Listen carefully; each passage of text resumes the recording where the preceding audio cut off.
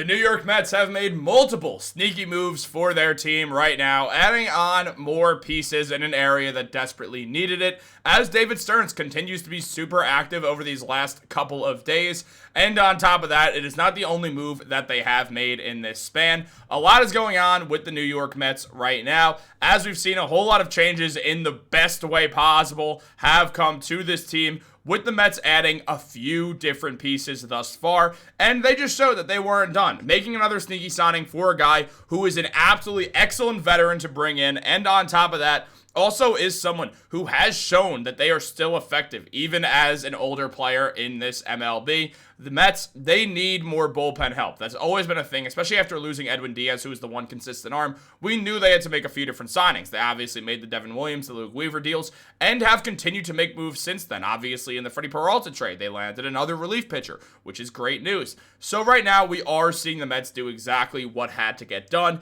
and that has continued in a huge way.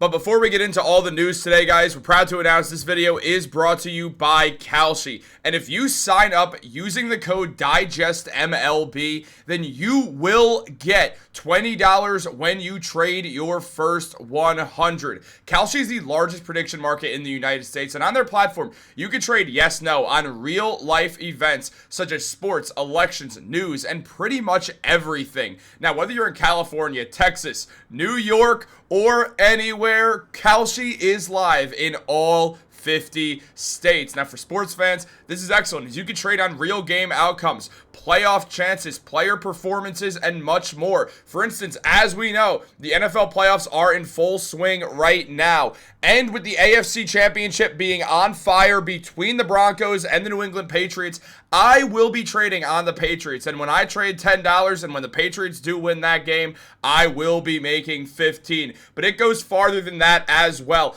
as I'm taking Marvin Mims to get another deep ball like he did last week. I know Jarrett Stidham's the quarterback, and it's why I do have the Patriots winning the game, but I'm trading on Marvin Mims to get that deep ball and get a touchdown as well. You can trade pretty much anything on Kalshi, and guys, it's genuinely a smarter way to use your sports knowledge, use your news knowledge. And again, guys, when you sign up using code DIGESTMLB, you will get $20 when you trade your first 100. But now, guys, let's jump into the news. So look, basically when we go into this entire I just did a Jets Digest video, this Mets roster, we know that there needed to be upgrades, specifically in the bullpen. Not just losing Edwin Diaz, but the fact is they needed upgrades in that bullpen regardless. Bringing in Devin Williams is a move that if it works, it's going to look really, really good. And his metrics show that he is a good pitcher. But on top of that, that was not the only move that the Mets would go out there and make. As MLB.com mentioned, the Mets are signing veteran reliever Craig Kimbrel to a minor league contract that includes an invitation to spring training.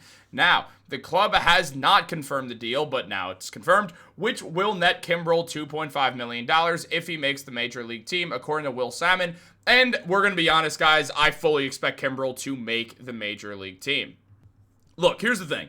Kimbrel has looked good still. Like, he's not like some super old, washed-up player. The reason the baseball reference thing is spread out is because Kimbrel's played for basically every single team that's ever existed, including any sport ever, it feels like, when you look at all the millions of teams he's been on. But Kimbrel, basically everywhere he's went, he has been a successful pitcher. A career 2.58 ERA, a 2.25 ERA in the 14 games that he appeared in this season. Yeah, it was only 12 innings, but he did have 17 strikeouts in that span. He did walk some guys, but also, again, it's 12 innings, so we take the whole thing with a grain of salt, but he still had an above-average 12 innings with a .4 WAR, still looking like a solid pitcher. The 9-time All-Star is an incredible arm, and since 2015, there have only been 6 reliever seasons with over 50 innings pitched, and a strikeout percentage over 45%. Josh Hader did it 3 different times. Craig Kimbrel did it in 2017. Edwin Diaz did it in 22. And Felix Bautista did it in 2023. So right now, we understand that Kimbrel, over the last 10 years, has been one of the best arms out of the bullpen in baseball. And that's been fairly consistent as well.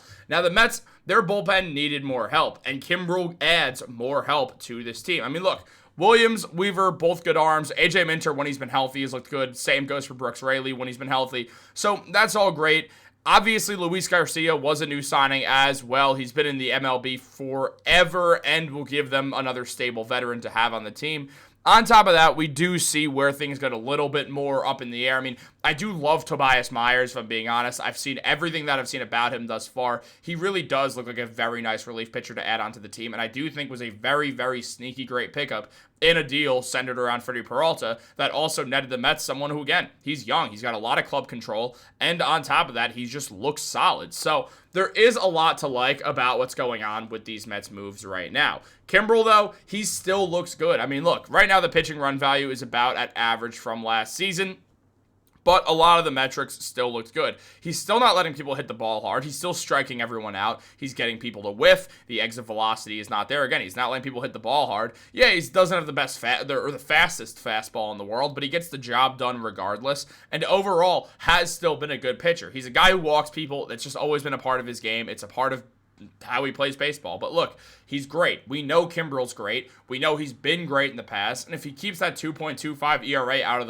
the bullpen like he had last year, the Mets are getting an easy win here with a signing that honestly feels like more teams maybe should have looked into. I get it. He's older. He hasn't played as much recently. He had a down year not that long ago. But look, relief pitchers have down years, and he's come back, and I know he only pitched in 14 games, but he still has looked solid, and that's something that matters. And to me personally, who wants to see a Mets bullpen that's actually effective, adding a multitude of arms that there really is something to, like Williams, Weaver, Kimbrel now.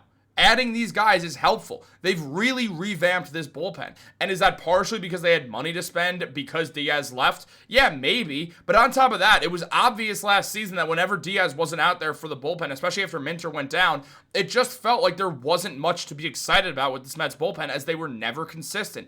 The Mets, they're trying to add consistent arms. Now, I know each of them have had their own worries in the past, but still, I understand what the Mets are doing, and I'm really quite pleased about it. Now, on top of that, the Mets did get rid of Cooper Kriswell, who in 2025 with the Boston Red Sox actually had a decently solid ERA with a 3.57. The whip was way too elevated and only pitched in 17.2 innings exactly, but he did get moved soon after the Mets did opt for Kimbrel. Now, Kriswell, it was mentioned that the Mariners acquired right-hander Cooper Kriswell from the New York Mets on Friday for cash and designated left-hander Jonathan Diaz for assignment. So the Mets, they basically just get some cash back. This actually makes sense that they did this considering the Mets just made a move where they traded cash to the Twins for Vidal Bruján, so it kind of does add up in a way that move is more connected to the Bruján move anyway. But at the same time, we do see the Mets continue to make some moves here, make some adjustments, and Kimbrel was better than Kriswell last year, so win for the Mets, if we're being honest, if we're effectively just trading these two in for each other with the money the Mets are spending